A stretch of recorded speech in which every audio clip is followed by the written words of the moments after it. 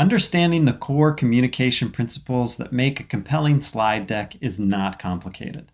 The quality of your slides, however, is a function of your ability to consistently apply these principles and use PowerPoint's powerful features to bring them to life.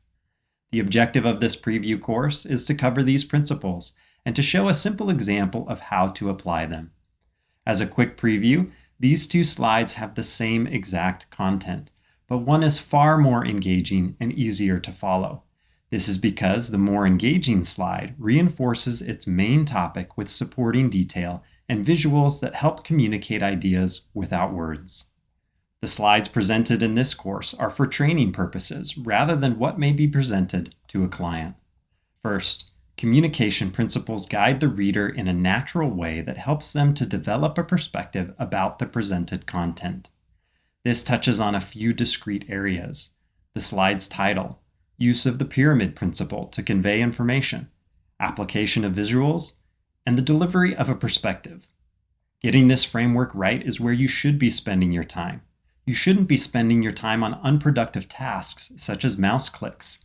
This leads us to our second point: shortcut keys.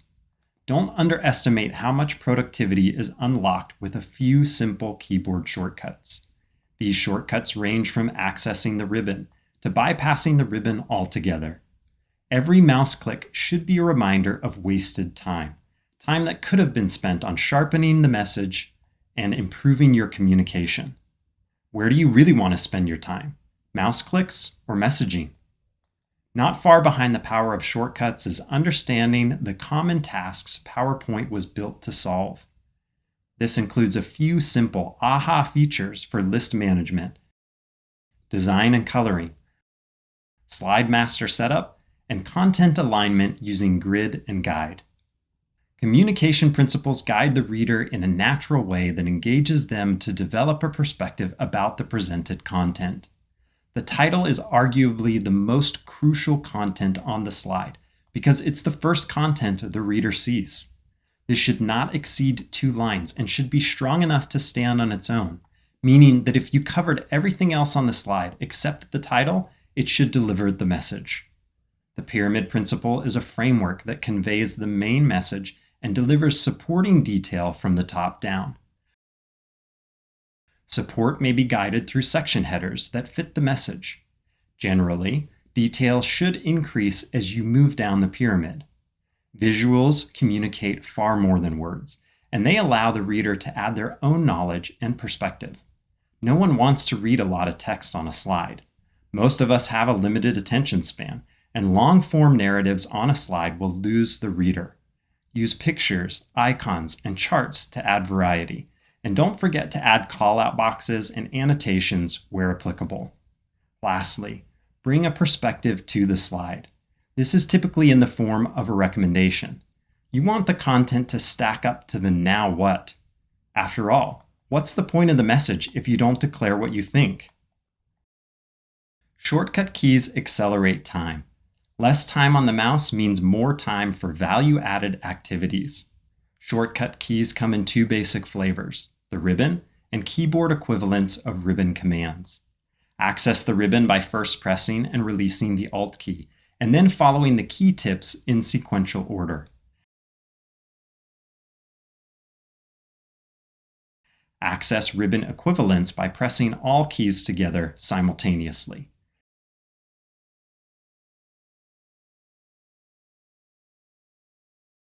It's not a good use of your time to memorize all available shortcut keys. However, knowing what tasks you perform most and then finding the shortcuts that perform those tasks is time well invested. This list is a great starting point for building a solid base of PowerPoint shortcut keys. Basic software functions support consistency across formats, text, and visuals. This delivers a polished look that is engaging and avoids distractions. Text and list management are important. Rather than using spacing to write aligned text, apply tab stops from the ruler.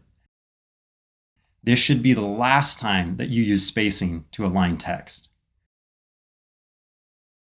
Instead of settling for default bullet settings, change the symbol and indent level to something more suitable and appealing.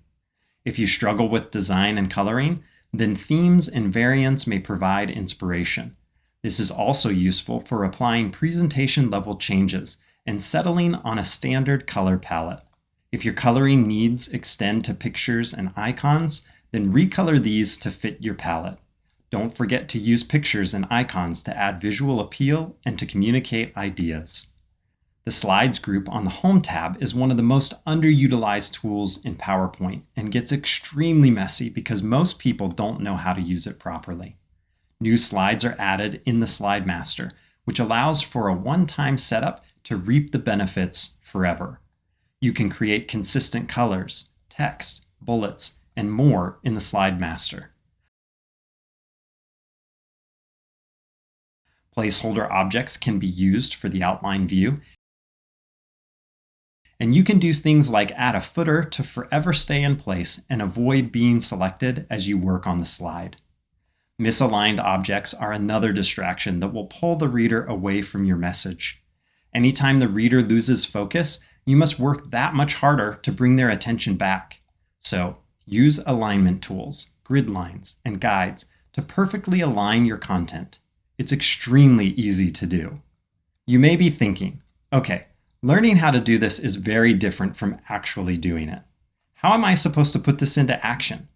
First and foremost, be willing to experiment with the process. Make mistakes, test and learn, and practice often. Second, be inspired by others. Find those who are good at what they do and study their materials. Third, utilize different frameworks to shape your message. Here are 3 suggestions: situation, complication, and resolution. Where have we been? Where are we now? And where are we going? And why is this important? And what do we do about it?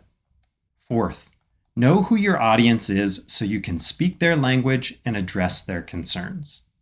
As I work through these steps, I often keep a simple question in my mind.